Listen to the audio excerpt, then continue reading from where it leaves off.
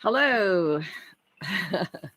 Well, the rain is here and again, and it seems to be a challenge to get on live YouTube when it's raining outside like it is. I've had challenges the last few times, so I finally got on, and I apologize for anyone who's waiting. I'm kind of turning down this light a little bit; it's a little bit bright. So, well, hello. Thanks for being here. I This month I'm talking about narcissism, and narcissism or narcissists get a bad rap, and it depends on the extreme of their narcissism. Uh, Narcissism is a can be a personality disorder, but I see it as on a spectrum from not much to a whole lot. And the more that you have it in terms of that sense of self-importance, the more that it becomes dysfunctional, in that you can't really have um, a, a personal relationship with somebody if all you're concerned about is the level of making sure that you're seen, that you're important, that you're valued, that you're approved of, all of those kinds of things. And the fact of the matter is most of us are in this conversation. And I'll talk about that in a second. But first of all, I want to say hello and thank you for being here. But I also want to say that as a disclaimer, this is not therapy. And this is not about people being wrong or right or dysfunctional or functional. It's that we are all in this relationship together, this relationship with our humanness and our relationship with our ego self that needs to have a sense of importance in the world. And that if you are challenged with these human dilemmas to the degree that it's really upsetting to you, or you're being triggered or could get triggered by these conversations, I encourage you to contact your therapist or psychologist, or perhaps 911, so that you get the support that you need. My intention with these conversations is to support and empower you to be aware of who you are inside this human experience, and the degree to which you can make a difference for yourself in these relationships with yourself and others. That's what I want for you. I want to empower you and support you to empower yourself to make the choices that you can make. And the only way that we can make choices is to be aware of the choices that we're making. And so much of our life is spent on an unconscious level that is influencing how we be in the world, and we don't even know it. So that's kind of what I want to talk about today. The sense that there is a narcissist, that person that isn't important in me, that doesn't find value in me, they're only looking for self-importance. There has to be a relationship. There has to be somebody in relation to that narcissist. And so it takes two people to be in this relationship. And so there's the narcissist, and then there's the other part who I'll say it's she or he is a wannabe narcissist. We all want a sense of self-importance and a sense of prestige or power in our life. And we think that we're going to get it by what we do as opposed to how we be. Now, narcissistic relationships are as what's the word? They're as much a part of any business relationship or spiritual relationship or religious relationships as they are in families. So many of you may know of people who, as bosses or even as employees, have a sense of a great need to be self-important, and they exude that in one way or another. So it's just not in families. Like I say, living with a narcissist, we're all living with narcissists. And that goes for the person that's, in a sense, I think of myself as being the savior of the narcissist. If they would just listen to me, then they would be better people, right? That's my sense of self-importance comes from my willingness or my idealism of myself as a savior, and I'm going to make a difference in someone else's life. So it's a relationship that gets built on that, and other strategies too. So so that's what we're going to talk about today. So in one way to make my point, there's so much here I want to say. So that's why I'm kind of all over the map. I'm not sure where to start other than to say my intention is to say, hey, we're all in this relationship with our humanness, and we're all in the process of learning who we are in these experiences that we call humanness. And we're all learning, and we learn from these relationships with each other. So without that, I'm having a relationship with my computer who's telling me my connection is lost.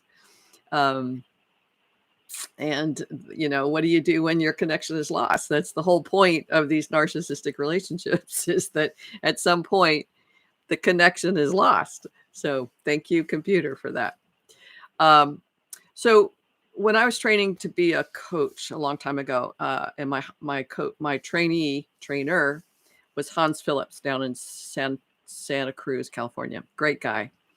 And he started out, the very first conversation I had with him in terms of coach training and coaching, he asked me this question. He said, he had this diagram, and he said, what are you afraid that people are going to find out or decide about you? And it was like, what? I don't know what you're talking about. And he asked it again. What are you afraid that people are going to find out or decide about you? And that's pretty deep for a first-time conversation with a coach and a trainer.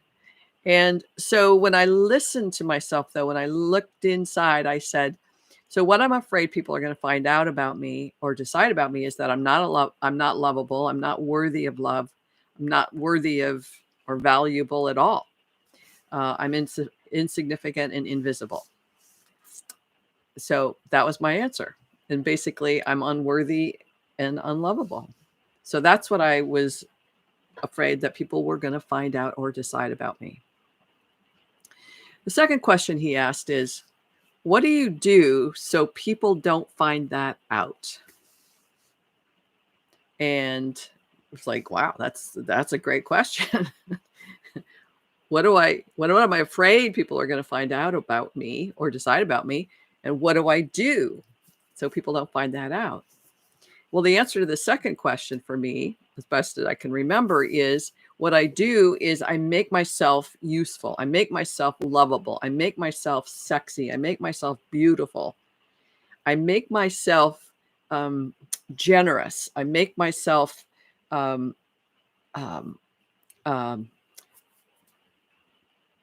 reliable. And if I'm doing my job well, then people need me. So I make myself needed.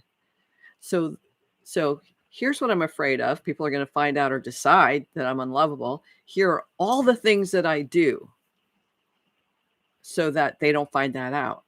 So what I'm working on here, what we're all working on here, is this core belief that I have about myself, that there's something so bad and so terrible that I don't want people to find that out. And so here are all these things that I do so you don't find out, though, that I'm really insignificant, unlovable. There's no reason to have me around. Okay.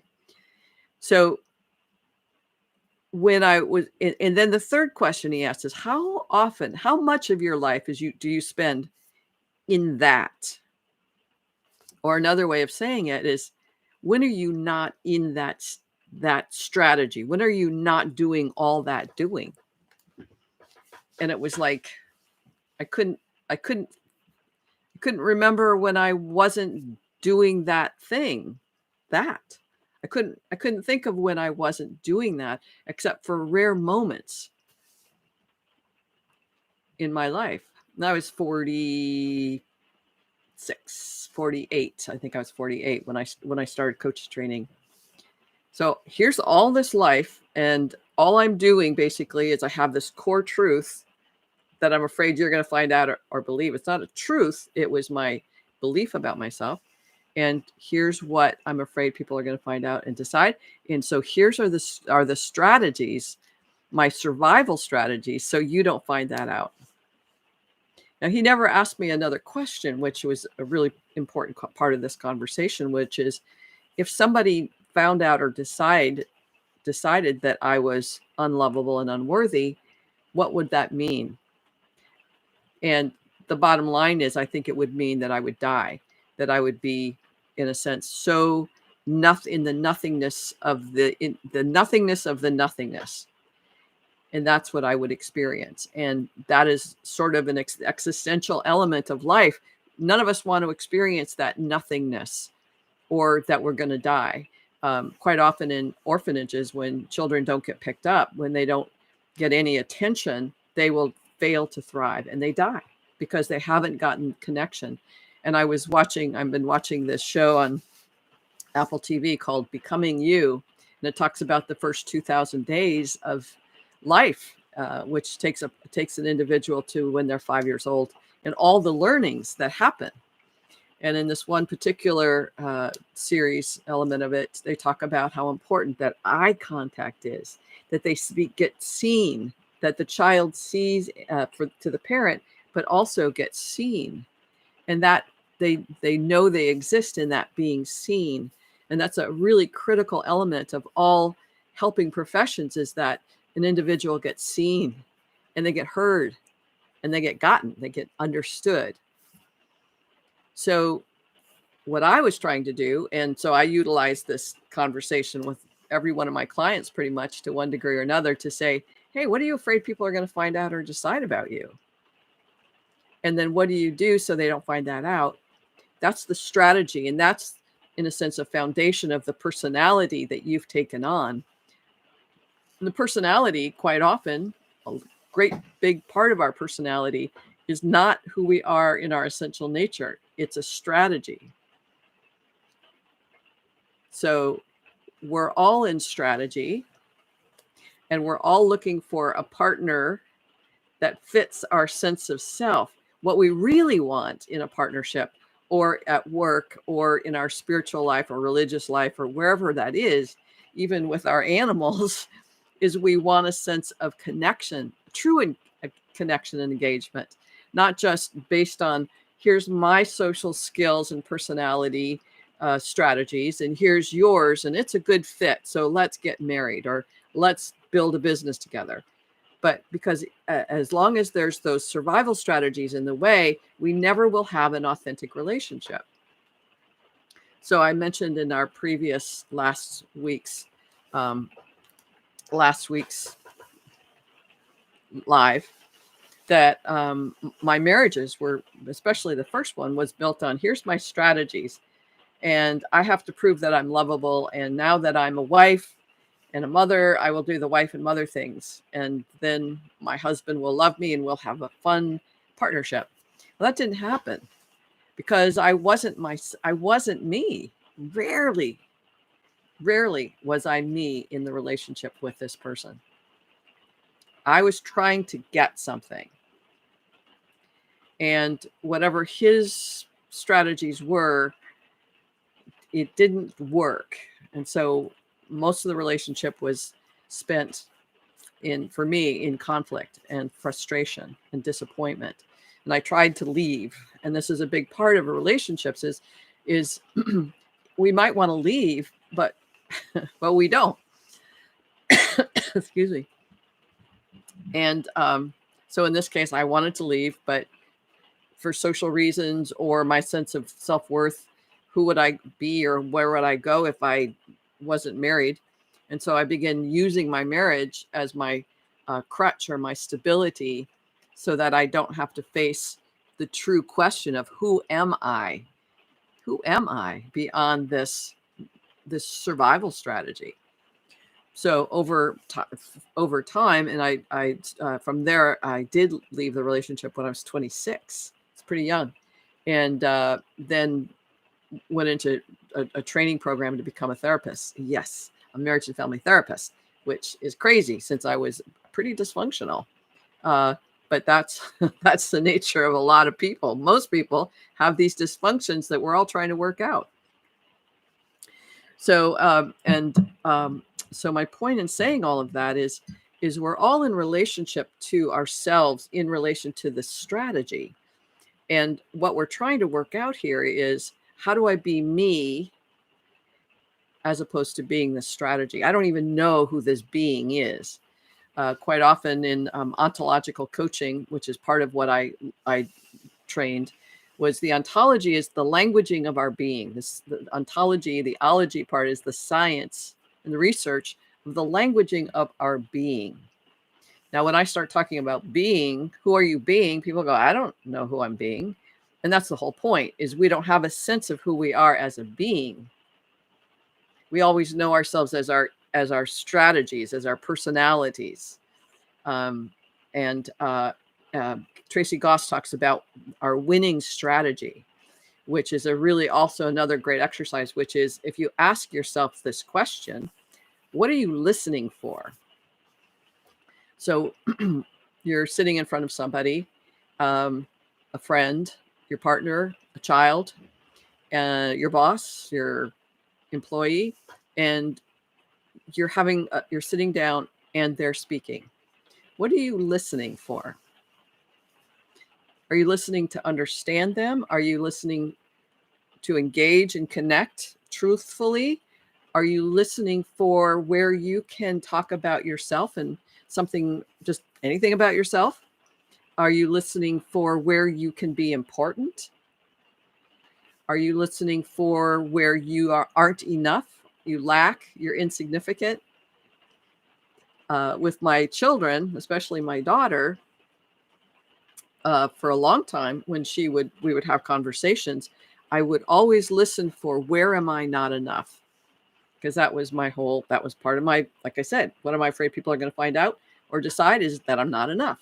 So she'd be talking and I would hear where I'm not enough, and I would get triggered and upset and sad and, woe is me. And then I'd go into, isn't this terrible? And I'm blah, blah, blah.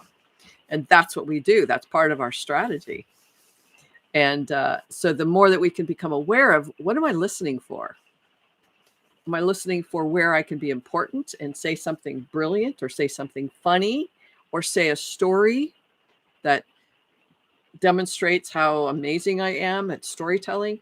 All kinds of ways that we're listening, what we're listening for.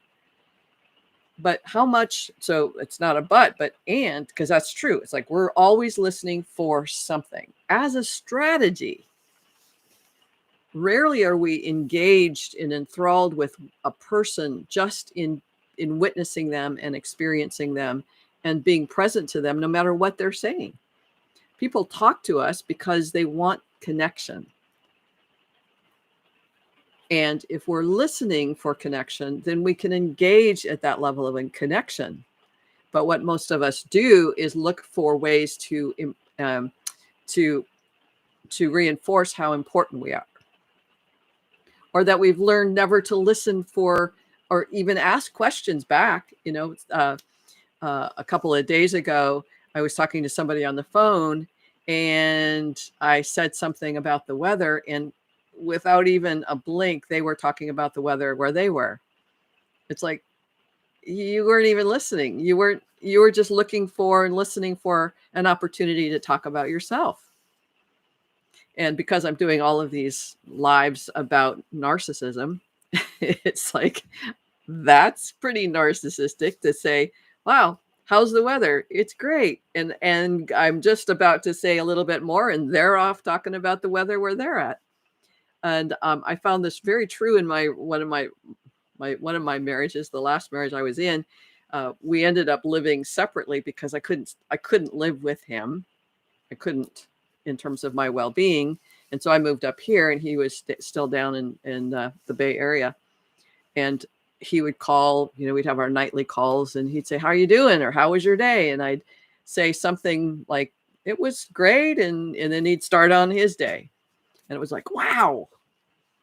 So these are things to listen for in relationships, is what's the degree to which my listening to you even is really about engaging and connecting with you versus I'm listening to get my own sense of self-fulfilled. I'm stroking myself. Aren't I great? Aren't I wonderful? Aren't I important? Aren't I interesting? Aren't I beautiful? Aren't I sexy? Aren't I all those things that is about my survival strategy. So it's a fascinating process to become aware of, oh man, I do that all the time. And it's not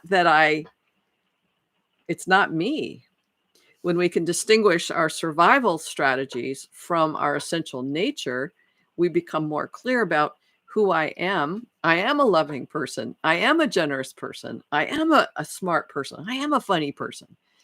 But when do I do funny, smart, generous? When do I do that as a strategy to get something versus just being generous or just being kind or just being loving, just being caring? In the Sufi tradition, there's something called secret charities, which is you do something and you don't tell anybody about it. You don't tell people like, oh, you wouldn't believe how I was kind to this person and helped them across the street, or I just gave this foundation $10 or $20. I gave this homeless guy my lunch, or it's like when we talk about those things, we're doing it to aggrandize ourselves. We're like puffing ourselves up. Look at how special I am. Look at how important, valuable. Look at how generous I am. Aren't I a great person? But if we do it as a secret charity and we don't tell anybody, then we're doing it in a sense for the right reason. And so when I first heard about this, when I was going to the Institute of Transpersonal Psychology, when I was doing my PhD, and I walked down the streets, it was in Mountain View, California. And I'd pick up some trash and I'd say, ooh, who am I going to tell that I picked up the trash? And I was like, that is not the point of this exercise. Can I be authentic? Can I respond to the need of this trash to be picked up without it being an element of my ego? And that it was very challenging. It's like last week when I talked about the practice of making no excuses. That's a very challenging, and I'll talk about it again in today, in the sense that if you watch yourself, how often you make excuses or justify your behavior by reasoning and rationalizations when you made a promise, that's a narcissistic thing. It's very self-serving. And those of us who are on the other side of that self-serving personality is like, wow, that's hard to be with. If everything is self-serving for that person, it's never about me. They have no sense of truth. I don't know if you've ever experienced it. Have you ever sat with somebody who's talking and telling you things, but you don't actually exist in their storytelling? You don't even, that you could walk away and they wouldn't even notice, in a sense. And quite often when people are talking in stories, they're in a trance state, and it's not about engaging and connecting. It's about them in their story and them in the living of that. It's not about the relationship. So it's a very interesting and challenging process to be aware of this from this perspective, that we all do this to some degree with people. Might be with our children, I do it with my dog Gracie all the time. I say, hey, let's go outside, and then she's at the door ready to go, and I go, wait, I gotta go to the bathroom, and I gotta do the dishes, and I gotta make a phone call, and I put all that stuff in front of her. And it's been a really amazing and important practice for me to see that, because I did that with my children when they were little. And I put other things in front of them when I would say, oh, you're the most important thing. My children are the most important thing. But I would constantly put other things in front of them. I've had clients who worked for big corporations, and they were important, and they'd be home, but they'd constantly be on their cell phone. They'd be constantly listening for, where is my, the email from my client or my boss. And they did not have the ability to sit and be present with their children. And this one client, I'll say his name's Eric, would say, I want to be more present to my children. And I said, okay, what do you have to do that? Well, I'd have to turn my phone off. Okay. Well, my boss wouldn't like that. It's like, okay, but what you're saying is you want to be more present to your children. Here's what you'd have to do. The consequence is your boss is going to be upset, but you're already working 17 hours a day. Like, where do you draw the line? And that sense of self-importance, where it's my boss, I have to be accountable to my boss. It's like, if we have children or a partner that we call our partner, how do we be present to that partnership? So again, every single one of us is in this dynamic where we want authentic connection. We want authentic presence. We want someone to listen and see us and go, wow, I just really enjoy being with you. That means I don't have to do anything. Do you know that have you ever had those experiences with people? You don't have to do anything. You just get to hang out.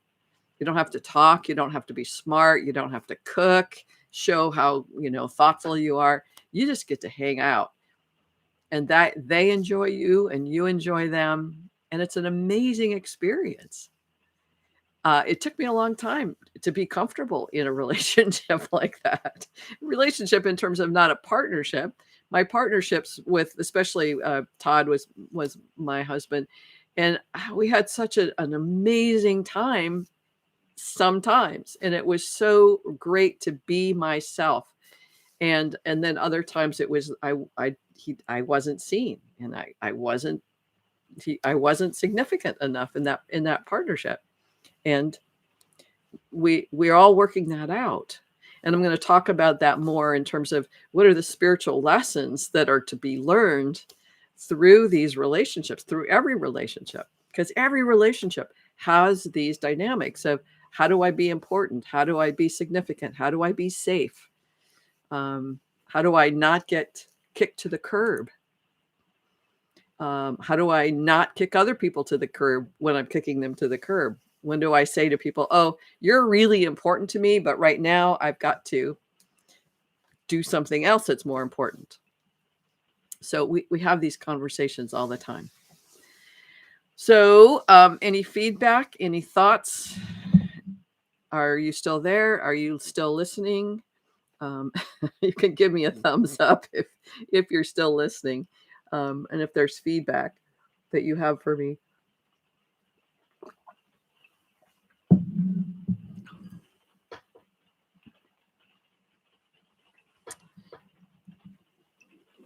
So I want to look at my notes here. So again, this is not about them and us.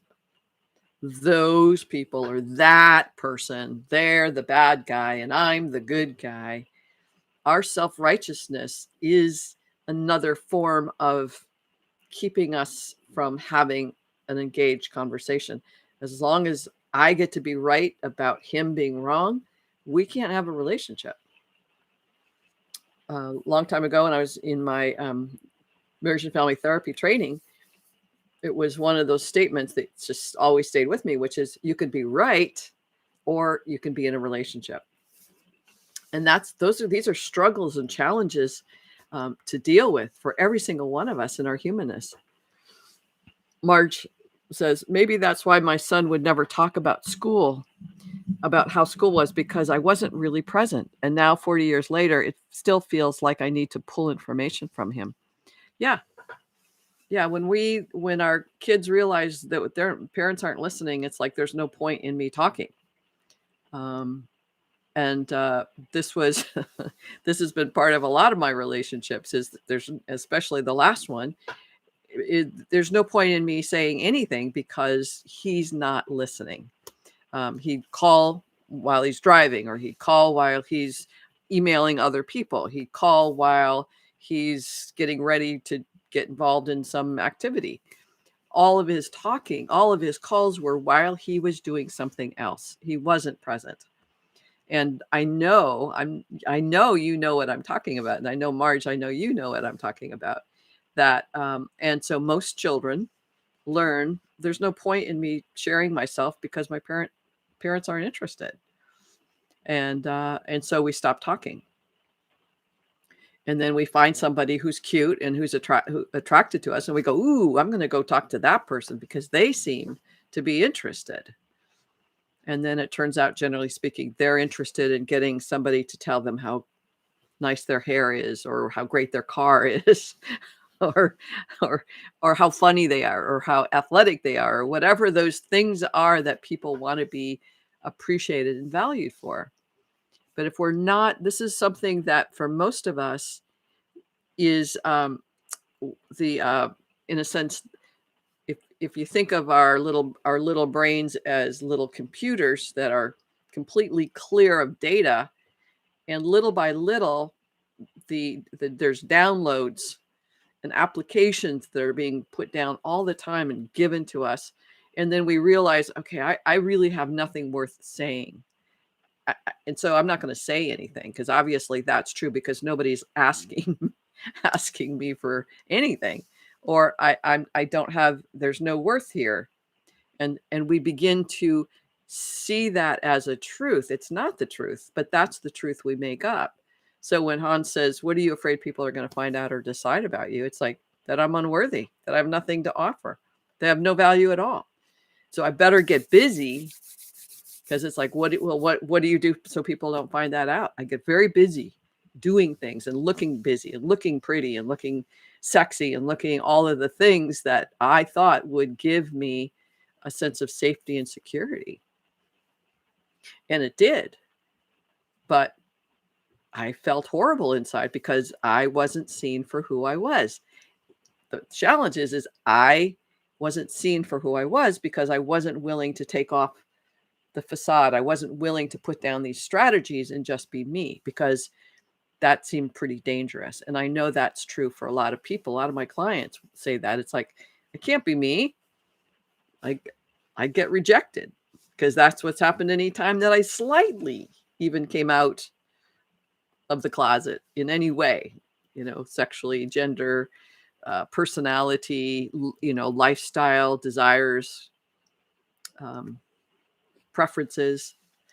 And you've heard me say this before, if you've listened to me, that in most dysfunctional families, an individual isn't allowed to have their own thoughts, feelings, needs, or wants. So the degree to which you live with that truth is the degree to which you've oppressed your true essential nature, and in order to survive.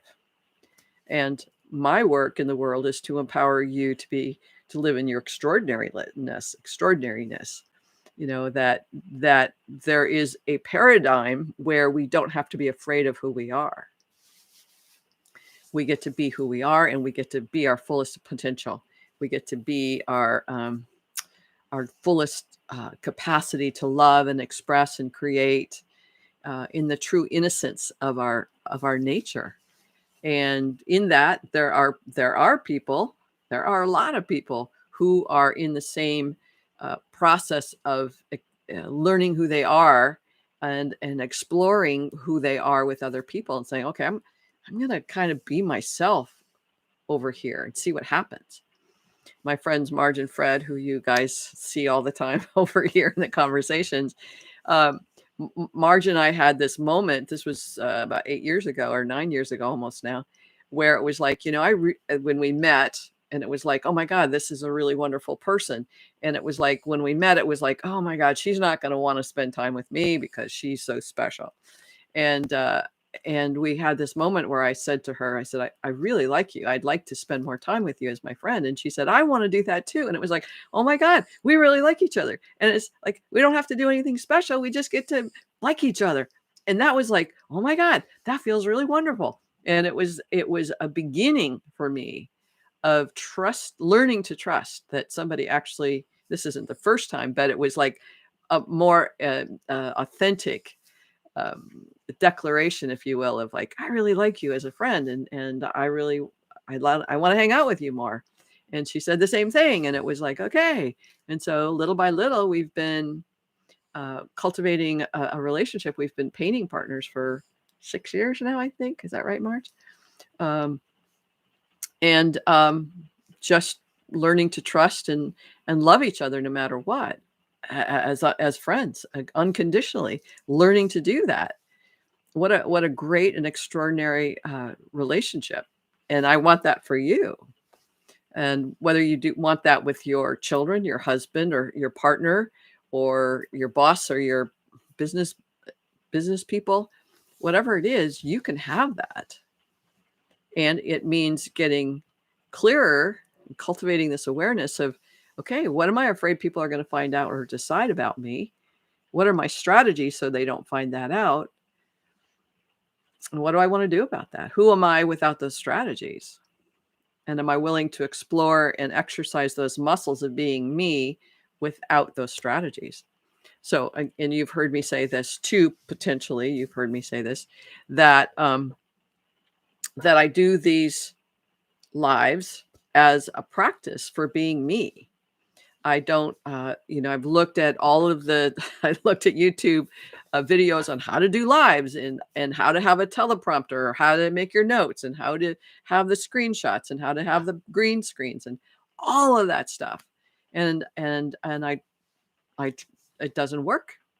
So what you get is the most authentic me that I can be, sharing my personal experiences, my professional experiences, my academic experiences, in terms of being trained as a marriage and family therapist, trained as a social worker, trained in transpersonal psychology, got a PhD, a coach, spiritual guide.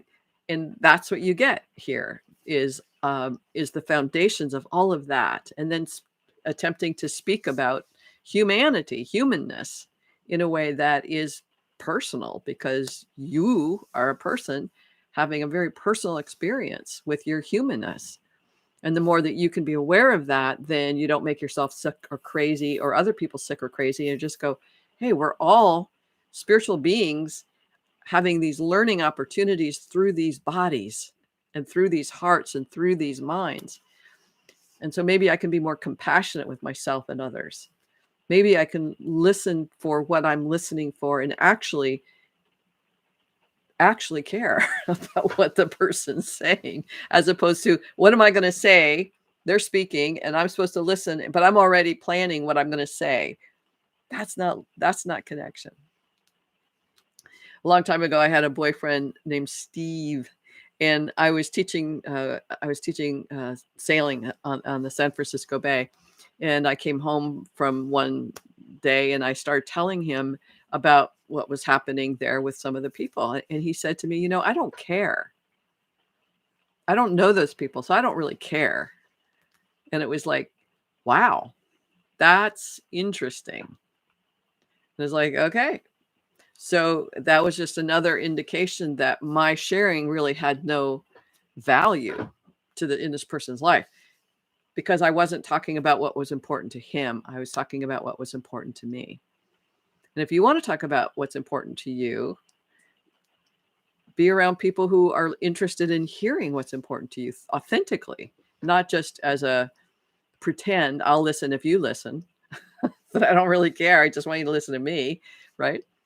But when we can, we start to cultivate relationships with people who want to listen and want to hear who you are, because you are an exceptionally extraordinary, one-of-a-kind human being. And I don't mean that in the flippant, rhetorical, oh my God, we're all woo-woo, but in the truth of that.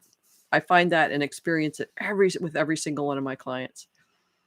Every single one of my clients is extraordinary, and I get to witness them, and I get to be honored. I get to be honored being in the presence of that individual. And that's what I want for every single one of us, to feel that when we're sitting with, whether it's our children or our partners, our employees, our bosses, whoever that is, to say, I am honored to witness you and who you are. Marge says, I love that story. It makes me laugh because I thought you were extraordinary. Yeah, thanks, Marge. I thought you were extraordinary too. So I guess maybe we are, but we are because that's what we experience with each other. So it's just what is. And the more that we can be, it took me a long time. It constantly takes me time to be present to who I am in myself, and not want to be or try to be something for someone else. And that's a big challenge for every single one of us, is that part that says, I want to be there as a good friend, or I want to do the right thing. I want to, but the truth is, this is what's true for me in the moment. And this is where we'll be talking more about in the next couple of weeks. It's like, okay, here's my survival strategy, is to be, this is how I do narcissism. This is how I do self-importance. I'm constantly trying to prove my worth. Okay. And that's what another person is doing. I had a client who was in a relationship with a person, and he said she was exceptionally narcissistic. And one thing about narcissists is they won't go to therapy because they don't think there's anything wrong with them. They'll go to therapy or couples therapy to get the other person into therapy, but they won't go for themselves. And that accounts for probably 85% of the people who go to therapy. It's like, I'm going to get my children there. I'm going to therapy to get my husband or my partner there because I'm the good guy. It's them, right? So anyway, so this person referred his girlfriend to me, and we talked, and it was like the flip side of my conversation with the guy, in a sense that she didn't see herself as a narcissist and didn't even show up in the conversation as a narcissist. She was saying how he was the narcissist. And so here's these two people who are being humans, but their experience of each other is that the other is trying to capture, I'm more important. No, I'm more important. No, I'm more important. No, I'm more important. And as long as we're doing that, we're never having a relationship, a true relationship. So, these lives, I really am trying, one of the things I'm wanting is to support you in asking yourself, what is it you really want?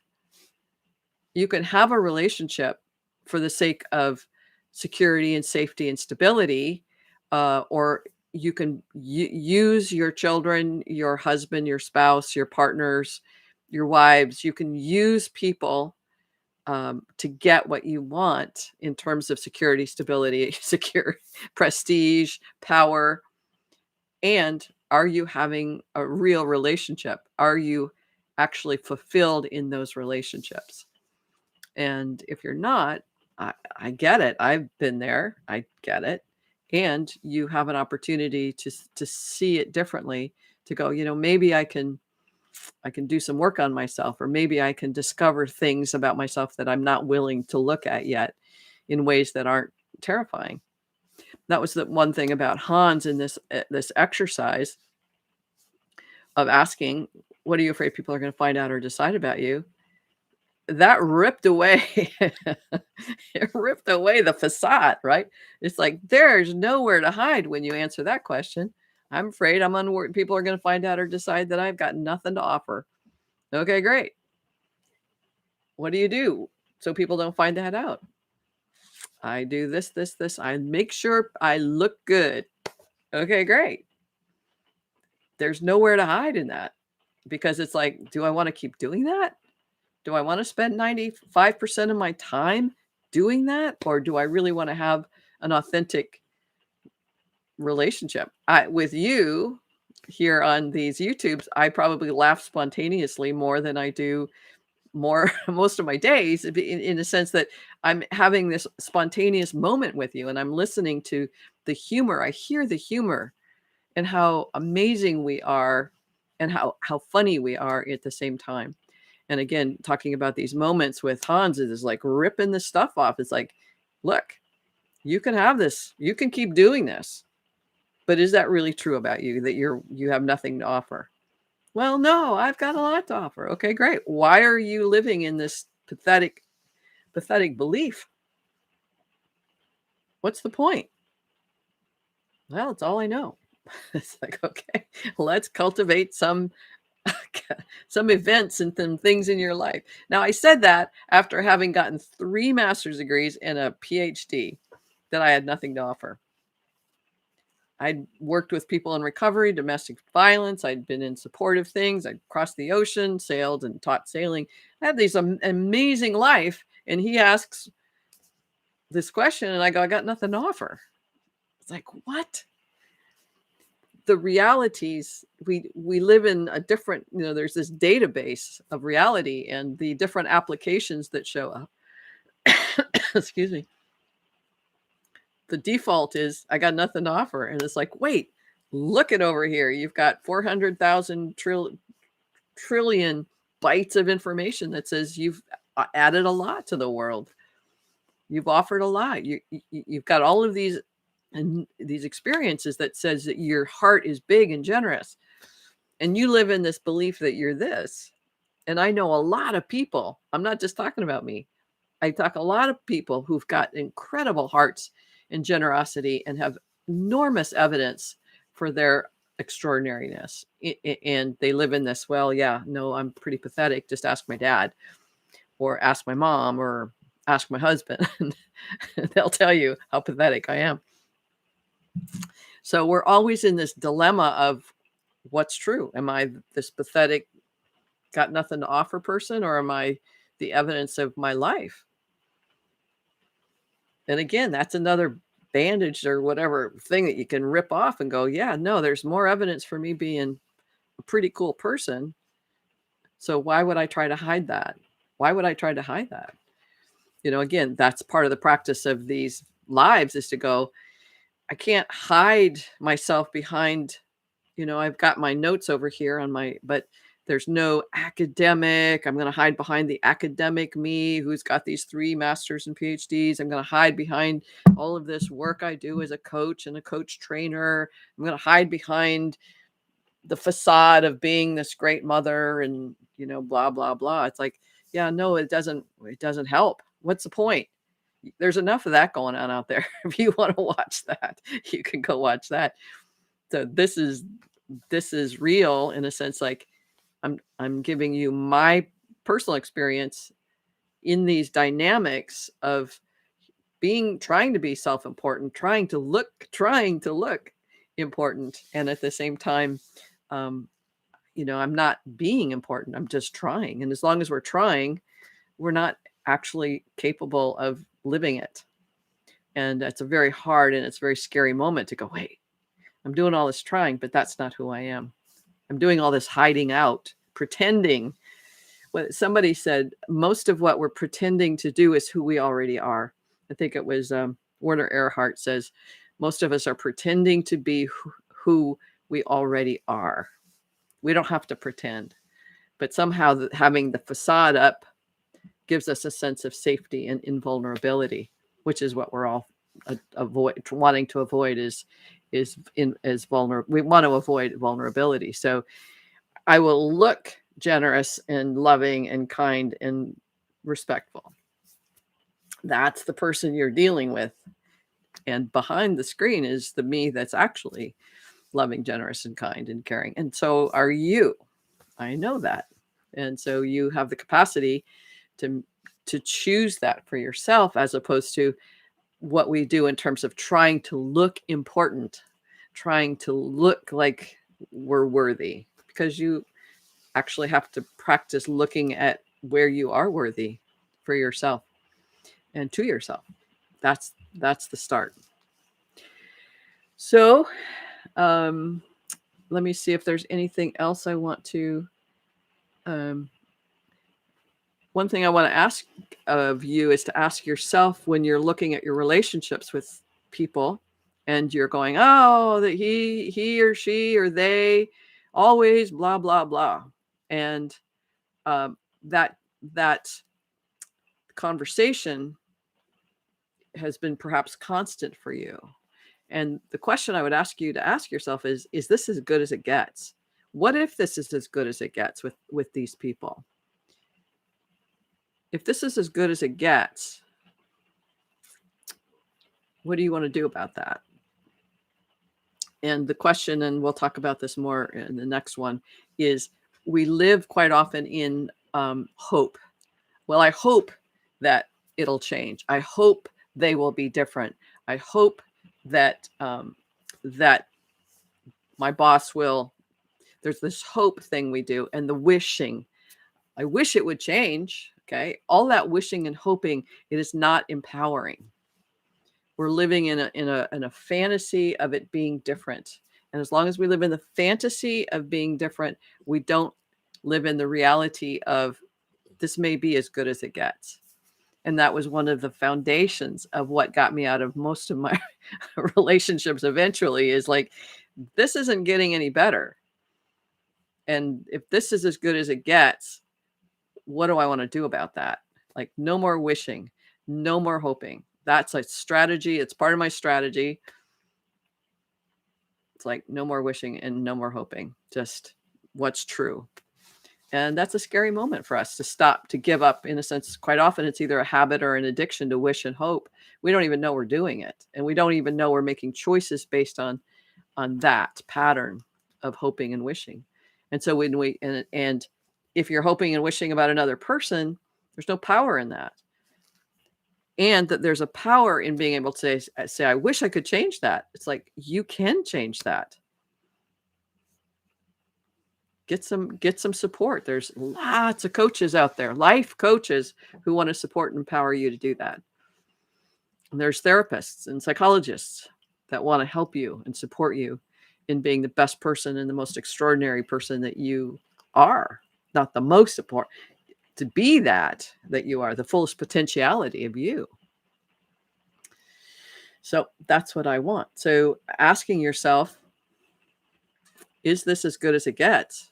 And noticing every day if that's true, that the evidence is this is as good as it gets without the hoping and wishing, then that gives you a lot of information to support you in what you might want to do differently. But then again, the question is, what is it you want? If you want safety and security and you don't mind complaining and being upset and frustrated, disappointed and hurt, if you don't mind that, then yeah, this is as good as it gets. But if you want something a little more fulfilling, then you got some choices to make, as we all do all the time. All right. Well, thanks for being here, you guys. If you are watching this as the video and you like it, please give me a thumbs up. That really helps. And it lets me know that what I'm saying is of value to you. And if you haven't already subscribed, please do so, and you'll get more of these.